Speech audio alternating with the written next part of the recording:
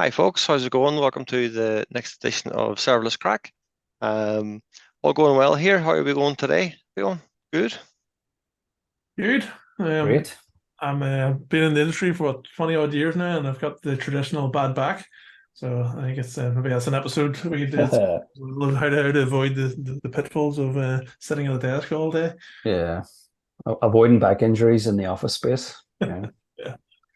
All Very good, good. yeah. All It's good. impossible. Yeah. Good stuff. I'm just having a lazy week as usual. Very good. So we were thinking we were kind of looking at the news this week. There was a few stories about kind of remote work, and Simon Wardley had a great tweet that he talked about like return to physical spaces. Will that happen or not? So I thought it might be good to maybe talk about what's the pros and cons of working remotely versus return to work. I mean, I think we all work remotely now, but we've worked for many years in the office, so probably have a good experience of both. And I'd like to think we could be like a fairly even and fair analysis of it. What do you reckon? I'm thinking maybe we just run through a list. Yeah, I think so. I think it's very topical in nature. I think with the pandemic, it's sort of everyone work from home, but now we're post-pandemic, I guess, to a degree. These things are starting to emerge again about, there's different factors at play, but that seems to be a topic of conversation that's bubbling up again. So it's good to maybe talk about our experiences of both in office and remote work. Yeah. Very contentious topic for sure, though, as well. Oh yeah, Uh, Just to be clear, goes without saying, we're not talking about any individual company here. yeah. We're going to talk in generics or general, because we do talk to loads of people who are working for different companies. So I know Yeah. there's lots of different things happening, but we're just going to our own personal experience. All right, well, let's go through a list. I've created a wee list here. So remote versus in office, what do you think about team dynamics? I mean, we're all in a team. Do you think it's better or worse working remote or not impacted at all? Um, so working remote team dynamics, it's different. It is different. You have to acknowledge it's different, but um, is it different good, different bad? I think you've just got to accommodate it when you're remote, don't you? So again, there's certain things there that are different. Like so making time, managing calendars is a big one when you're working Mm, remote. You have to be. I think it's always good to kind of try and get out in front of your calendar and block off space that you genuinely just you either need for social type things like chatting to people, working with, getting your work done, and getting your work done will require being able to reach out to people and talking to people and and protecting that space and that time and setting patterns around that when you're working remote. I kind of find you do more that mm. that works. I think definitely in the office it's easier to go and tap someone in the shoulder if they're there. But I always find, even when you think back to the office, remember like there was times when we were kind of working where you'd have like the light on your desk. You don't necessarily want people tapping you when you're sitting in an office. And you used to Yeah, trial to turn the light red if I'm really busy and I'm in that's focus right. mode, Red light, green or I light. go Yeah. green. So it's just the same. And whereas I kind of feel like when you're remote, you can still do the same thing, check someone's Slack status or their Zoom status, and are they good? And you'd ping them async. Give me a when if you're good for a chat and you'd make time. So Mm. again, it's just been a bit more planful, as well. And then I think I look forward more to the team get-togethers when they do happen when I'm remote. So I make more of an effort. I think For being honest. there's almost more collaboration and more interaction between the team members because it's only a Slack message away or a Teams message away, and that Yeah, going forward is more regular, more consistent than oh, I bumped into somebody in the elevator on the way to my floor. So yeah, it's a bit like you mentioned, a bit more planful, a bit more maybe a bit more disciplined I in managing I your. started to find. Remember when you sit like in a bay and there'd be all your team sitting around you, and like if you'd really like your team was good crack, you'd sit and have good crack all day, and that used to be great fun. But then you wouldn't get any work done if you'd be sitting having the crack all day, talking about football, messing, there'll be saying short jokes at each days. other. That used to be good fun, like, but if you had something to do, it was a nightmare because there's always somebody, Mike, throwing something at you or whatever. Um, but then Yeah. I find, remember we started the thing that when COVID started, we would check in every morning as a team. That Mm. was good, me having a wee quick check in just to see what, and so you almost like kick your day off, see how everyone is, Yeah. just chat about whatever's happening, and then you go off and do what you need to do. So that was a nice wee practice, but I don't Yeah. know. It's a tough one. I certainly don't believe that the only good team dynamic is in the office. That's not true. No. I think that's different. And But yeah, we're definitely saying there's much more opportunity for growing a more dynamic team, a more diverse team, a more distributed team, a more globally distributed team now than ever. it's a lot So harder. It's a lot harder to have a click in remote first. that's true. Mm. Well, I never thought about that actually. You don't really see it Yeah. as much. Remember people used to be like sneaking off for coffee and stuff and all that stuff we carry on, Mm. or creeping around, but it's very hard to do it There, remotely. No. there used to be the unfair advantages that the smokers had, where they Smokers. all go and smoke and meet and have the little side conversations, and everyone else was going back and going, "Oh, we had the meeting." Yeah. It's a That's big fair. sacrifice for a promotion. You start smoking. It really is. Yeah. Um, It's that's not. a It's good not. one. Yeah. Yeah, Right. it's funny. So it's different, but I don't think it's any worse. So let's No. go for the next one. What about whiteboarding? Like I always used to like carrying a pen around and writing crap on the whiteboard. I used to enjoy doing that because there's always I think I'm more visual. And then people would say every time I go in the office, you've written some crap up on the wall. But I sort of struggled with that a wee bit, but then I'd maybe have a bit of paper sit in front of me where I can scribble to help me thinking. Yeah. But then you've got Lucid and Miro and all that. Yeah, I think Yeah. the emergence of the online collaboration tools has been a godsend in this regard. Right? All the tools now have some sort of whiteboarding capability, and that's been massive for team collaboration, better documentation, remote collaboration, around the whiteboard. Multiple people automatic or updating the same diagram or same architecture or same data flow. That's game changer, right? That is Mm. huge. Yeah. It used to be you would almost like in the office fire up, a Lucid or a Miro board to do the online collaboration, but it was a better way of capturing what everyone was thinking in that Yeah. moment. And then you also had it afterwards, whereas whiteboards, we would do all the stuff on the whiteboard, and then it'll be a massive burden to take a Yeah. picture and try and transcribe it into something. Let me ask you this: go into your Google Drive sort of pre-pandemic and search for whiteboards, and Yep. it'll be full of pictures of whiteboards. Yeah, that's Yeah. true. All right. You And can. then another thing, there's Yeah. also the confidence to participate. And we've done this loads. If you're sitting, if two of us are sitting with a team and we're sitting drawing crap on the whiteboard, it's very unlikely that the junior engineer would go up and say, "What about this?" But Yeah. in Lucid, everyone's in there just throwing Yeah. stuff in, so it's much more of a level playing field. I would say it's different again. I think when you're in the office, it's easier to hold people's attention if you're on a whiteboard. Like, they're there, they're actually present. They're not physically distracted by another window where something they're reading or an email or a Slack or something like that. I do feel like when you're working remote and you're over Zoom and you're facilitating that can be a super challenge for any facilitator. But Mm. again, I think you can navigate it with good facilitation. Like, so if I commit a time, it's like if you go into a session, you say, right, we're going to take 2 hours of our time here as a group. Let's use it effectively, right? So you need everyone's attention and focus. So you'll like normally when I go into those sessions, say we're doing event storming, it would be, look, guys, keep your camera on so I can, because I'll keep the Zoom with all the faces and heads on one side, and we'll have the chart on the other side, and you can still judge reactions and look who's because we are very visual and we kind of see how people are responding. So you ask people, keep your camera on, and if you need to leave or you have to go away for a second, switch it off. And if you need to go, it's fine. You know what I mean? So people they know when Yeah. you're not participating. So it's just different. It's different. Well, I think the whole workshop etiquette has definitely changed and got much better. Mm. Way better. Do you remember as well when we'd be planning event storming? You'd be like, "We're going to do an event storming on like the 15th." There'd be all this planning, and now it's like we should do an event storming in an hour's time. you Yeah. just lock it in. Get a I'm going to sparkboard up. make that exact point. It used to be a massive overhead trying to schedule all the people, all the resources, all the sort of Get the room. the right markers, making sure that you had enough time, Keeping the booking post-its on the taxi, wall. all that stuff.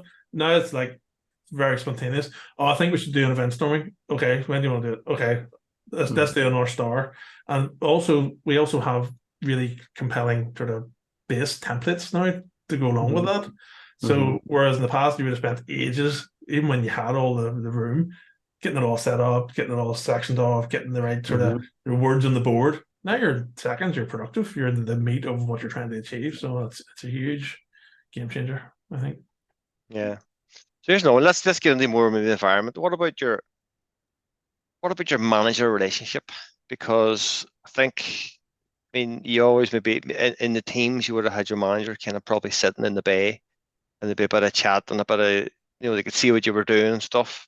But remote, it's probably maybe it's like a weekly check-in or whatever. Like, so there's a different dynamic there. Yeah, there's different signals as well. So I think it's definitely challenging, especially if people are need an extra bit of hand or they're struggling on certain things. Some of those signals are different. Some of those weaker signals I I I think it's far harder for managers because I think a lot of managers work on spidey sense when they just like somebody looks like they're working or they're making the right shapes. I can see them sitting, whatever they're doing. But I think now people don't see that, or they're walking around a lot, or your man's always getting cups of coffee. He's not doing any work. You know what I mean? That I think a lot of managers worked in that way. Maybe I'm being unfair, like, but I don't think I am. But it's far harder to see that now as well. Yeah, and one thing I think you have to watch for is, I think in the office where you maybe are in for a fixed amount of time, if there is an issue or whatever, something, it's easier to you're going to escalate before you leave. Whereas if you're at home, you tend to kind of maybe, people can give you a few extra hours, or they'll maybe procrastinate a wee bit longer. So as Mark is saying, I kind of feel like there's signals there. It's difficult. I think it is harder particularly for a manager. You're trying to work out how people are and where they're at, and if they Bit had a more good fluid. day. Yeah, the day's a you, bit more fluid. you do miss it, I think, Yeah. that side. There's also for more junior people in a team as well. How do they get that mentorship and sort of seeing how others do things? So you have to double down on some of those collaboration sessions and working sessions together, and you're bringing them on that way instead of the physical Yeah. in the office. I think that the junior one is an interesting one. I definitely understand people say it's much harder for junior, but it's just different. Do you know what I mean? Like it is. It's you're not going to get the same type of experience that we would have got when you were starting off, but you're going to get different experience. So, but we don't know if it's better or worse yet. It's not for me saying, oh, it's worse because it's not what I did. It could be better. I think Like any mentorship, it depends on the mentor, yeah, true. And I think people are generally getting better at articulating what they're trying to achieve, document what they're doing. So async communication mechanisms are much better as well, with confidence paces, wikis, and what have you. So I think a lot of those are people are writing stuff down more than they'd ever do, or even Yeah. just have to write stuff Yeah. down. Less stuff in people's heads. So let's do another one. What about work-life balance? Better not say we work less, we get in trouble. I think it's much better from the work remote. I think you're much more able to do the things at home that you would put off when you were in the office and you were home at 6 o'clock or whatever, after your commute. You're definitely seeing your kids more if you have kids, and you're able to balance the sort of work aspects a bit better. But again, there's a double-edged sword there, where because you're at home, you need to be disciplined about that separation of work and life, because you can just do another half an hour in your office, or answer those emails, or respond to that Slack message, or just check that last line of code before. So those half an hour, 15 minutes, they all add up because it's just there and immediately. So I think we'll probably start to see more around that discipline, around that separation. Yeah, I think it's harder.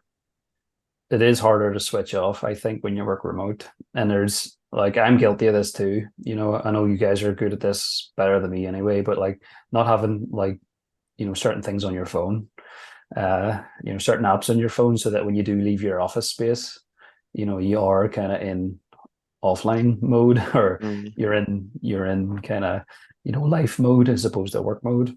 I think that's certainly a big challenge. But I kind of feel like if you're a workaholic, you're a workaholic. So I remember times where I'd still worked long hours and I would still put the hours in, sit in the office, and then I've got an hour's commute, afterwards.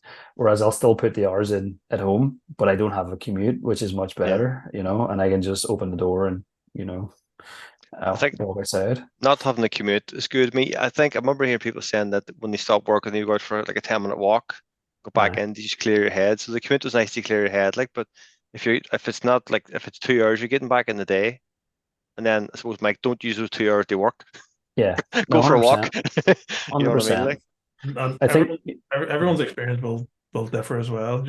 We're pretty experienced in our careers, and we have our own houses and what have you. And people have different scenarios, so the work-life balance, that where those tipping points are for is different for others, right? But people more junior in their career, they might be in a shared accommodation, they might be in a rented place, they might be in a shared sort of flat or whatever. So it may be different for different people in different circumstances.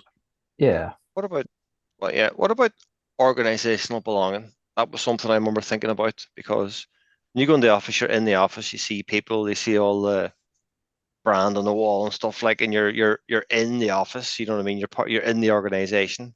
But then when you're sitting at home, like you're just looking at a laptop. I remember making a joke like when you change companies, it's different faces on the Zoom call. You know what I mean? Yeah. Same work. But what do you think about org belonging? You I think think it's think that's a big one. I think organizations will need to be um, doubly focused on what's their clarity of purpose, what's their mission, and making sure that that's articulated to all the people who work there. Because you want to really get your employees to buy into that mission, buy into that purpose. Because you're right, a lot of the paraphernalia of the office environment where they have all the sort of those signalings and those things that the brands that they would have out there may not be available to you at home. So yeah, you need to make sure that they're bought into the mission, they're bought into the purpose, they're bought into that um, reason for yeah. the I think there's a big thing that you kind of you should like the people you work with, and then like the thing you're working toward, like the mission. You know, a lot of those always silly things like, oh no, nice coffee and they have a nice seat and they have a nice desk or a nice view of the window. That's all gone, like, you know. Yeah, Um, the Maslow's hierarchy of needs, like so they're, should be looking after people's basic stuff. But then once you get into like you're working for a company, you gotta like the challenge. You got the work's got to be motivating, and then for the individual, you're always wanting to be kind of moving and developing and learning and then progressing, and mm, and satisfying your own ambitions. I think in the past, it's I don't want to be controversial in some of this stuff, but particularly when you're young and stuff, you can get caught up in the wrong kind of things there, and not really thinking objectively about stuff. yeah. And I think certainly when you're remote, I think that's clearer. That stuff's less. There's less volume on that. Yeah. hmm Whereas then you're more focused on what am I doing? Okay, okay, this is not challenging, or I'm not enjoying this, or you're more. I think you can see it better.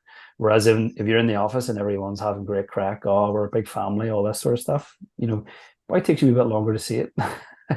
Yeah, my yeah, my opinion, I don't know. I don't Work know. It's just work subjective. work is not your family, and as No, much as they sometimes try to lull you into that sense of exactly. Yeah, yeah, remove the guilt. very good. So what about a deep work? I think that's interesting one. If you're sitting like doing writing or you're sitting coding, what's better, remote or in the office? I'd say the same thing again. When you're in the office, it can be hard to kind of protect your space sometimes. And there are ways of doing that in the office. You have to kind of put things up and let people know you got your headphones on, your lights on. I'm focused. Same at home. I think the thing that distracts me more at home is what's in the fridge, or there's my gaming consoles are not too far away and stuff. You've got to be fairly disciplined to introduce natural breaks and things like that. Make sure you're not overworking, but at the same time, my lights just come out. But yeah, I think there's way more options for finding the right space for you to do deep work yeah, than there is in the office. There's a limited number of places, the rooms you can book, or But places you can yeah, go at home. If you find going to a coffee shop is the place that you go for doing deep work, that's more readily available to you. Not that you can do that when you're in the office, but it's yeah, you can it's easier just to switch everything off, all the your yeah. collaboration, and just focus. Well, it's funny. It's funny because I remember I always for ages I would sit before before with laptops. I used to be sitting, put headphones on. I'm sitting trying to find a quiet, maybe early in the morning. We could sit maybe an hour or two clear. We could focus without people asking questions. Yeah. Or even when I used to get slagged off, you remember you used to have the phone headsets, put one of those on, Yep. sitting Yeah. working. I was on the Use that phone, better phone. disturb him. Yeah. I'm And on phone. but what I then found out when that stopped working, people figured out that's what I was doing. I used to sneak down to a coffee shop. But then even when I say that you're sneaking down to a coffee shop, you Mm. felt like you were sneaking out of the office. But no, I Yeah. think when you're remote, you can say, well, I choose to work somewhere. So if I'm going to work from a coffee shop to get some peace and quiet, then that's okay. Do you Mhm. know what I mean? So Mhm. it's funny. I think it's more about remote. You have the choice, where when you're in the office, there's a wee bit of guilt. Yep. Mhm. Um, Yeah. so here, do more just for the crack. What about executives? Do you think for executives, again, sweeping generalization, do you think executives are happier remote or in the office? I think it I mean, really maybe we really have to. depends what they're measuring, I guess, or what outcomes they're trying to achieve, right? Some of them like the status symbols, some of them like the corner office, that sort of stuff, right? But I think that's hopefully on the wane a little bit. But what impact can they have? Can they measure the impact of their teams? Are they reaching their outcomes and goals? Is that harder for them when it's remote than in the office? Mm, a funny one. It Yeah. depends as well as that there's a lifestyle thing as well. I mean, some executives will travel a lot Yep. anyway, so that makes it easier that you can you've got more flexibility, not having to rush in the office for half an hour. And plus as well, a big one I found is that if you need to meet with someone, you don't have to fly over to somewhere mad. It's okay to meet someone over Zoom, where in the past, 5 years ago would have been bad crack to meet an executive over Zoom. You'd have to go to them, but now it's Yeah. okay. So maybe Yeah. there's much more collaboration with Yeah. executives. Yeah. And I think, like, you know, obviously, we would work with execs quite a bit. But the gaps in between the executive conversations can be quite, big sometimes. Mm, And if they are traveling to kind of meet or whatever, like, it's good to kind of just assemble as a team physically, and yeah, we got a shared space, like an hotel, or you know some sort of office space somewhere, and have those kind of face-to-face sessions, and those are good too. um mm, but yeah, a lot of our conversations are normally going through numbers or metrics or trends, or looking at strategic kind of conversations, and you know they're they're they're like any other kind of interaction at a team level, yeah, ultimately, in my opinion. So yeah. um yeah. Very good. Last one then. So, what about sustainability? Dun, dun, dun. Mark, you might have an opinion on this. I do indeed. I think remote work is way more sustainable. I think I know Simon Worley talked about this, but the virtual miles you're saving. So if you're in a Zoom call with 5 people who maybe all distributed globally, how many flights and how many air miles and how many taxi rides and how many hotels would have to be engaged to enable that conversation in person, right? You're saving that, right? So Mm, that those virtual miles you've traveled or should be something that you take into the account when you're thinking about remote work and you're talking about online mm. collaboration. You're saving lots and lots of carbon and lots of you know Money. and money. diesel It'd be very diesel's interesting to expensive. see. Very interesting to see what the story is like. I mean, between flights and even petrol from people driving into the office, like I'm sure it's reduced. I'm sure that I've never seen it. I haven't seen a stat. I mean, it's not going to go back to normal, but No. the profile is bound to have changed. There has to be less cars on the road. Um, less Yeah. wear on the tire of my bike. I'm not having to cycle to work. That's important. Yeah, and Um, again, I think it's another one where shows, like, during the pandemic, we functioned well, like, in my opinion, in this regard. mm, And I think I'm at the point now where I used to travel quite a bit by air and stuff like that. But when you kind of looking back at it, there are times when it's good to kind of be in a room face to face, particularly if you're making big decisions, and mm, and you need to spend time together and work that out. But I feel like for the majority of things, even when I'm traveling, I'm sure you're the same. Do I need to do this? Like, what do I really need to be there? Like, it's the first question you ask yourself now, isn't it? Really? Could I just do this as a remote working session?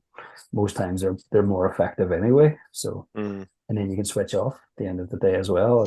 You know, so I think So that's yeah. yeah, that's new enough. So what do you think then? Any big revelations between remote and return office? I think having experienced both for significant periods of time, I much prefer remote working. I think it's much more healthy and with better work-life balance. Get to see my family more, which is great. So for me, it's definitely a massive advantage. Yeah. Would Yeah. you make? I think at individual level, I do like I really like remote work, and I didn't think I would, but I do. I also like maybe a day a week where I do get together with people and and get the experience the more social side. And I think as an org, it's definitely having that opinion and kind of working towards people will want options, and you can't go one way or the other. You've got to Yeah. kind of support people's needs in that and come up with some sort of strategy. Yeah. So I think it's harder. It's definitely going to be harder organizationally, but certainly individually, I like having options. Yeah. So I Think, remote first, but like the idea of meeting people quite regularly. yeah. So I really like serverless. I mean, it's serverless first, not serverless only. So it's like remote yeah, first, not remote remote only. only So exactly. you want the choice, you know what I mean? The choice to do it, but you don't have the pressure of everyone's in the office. I'm not there. You know what I Hmm. mean? It's like, no, it's everyone is remote. So if you want to meet up somewhere, you can arrange it. Yeah. You can be where you want to be. We So have enough. There's enough experience out there now. There's all the good practices and guides and about how to make it successful, how to make it work. That's now available. That you shouldn't if you're not having a good remote first experience. There are lots of guidance and advice out there to help you make that more yeah, enjoyable, more productive. cool. Yeah. So that's the crack. That's an interesting one now. So but cheers for listening in. I think that was a good discussion. So have a wee look on the serverlessage.com or blog and on our YouTube channel at Serverless Craic and on Twitter at the Serverless Age. Thanks very much. Bye, everyone. Thank you all. Bye.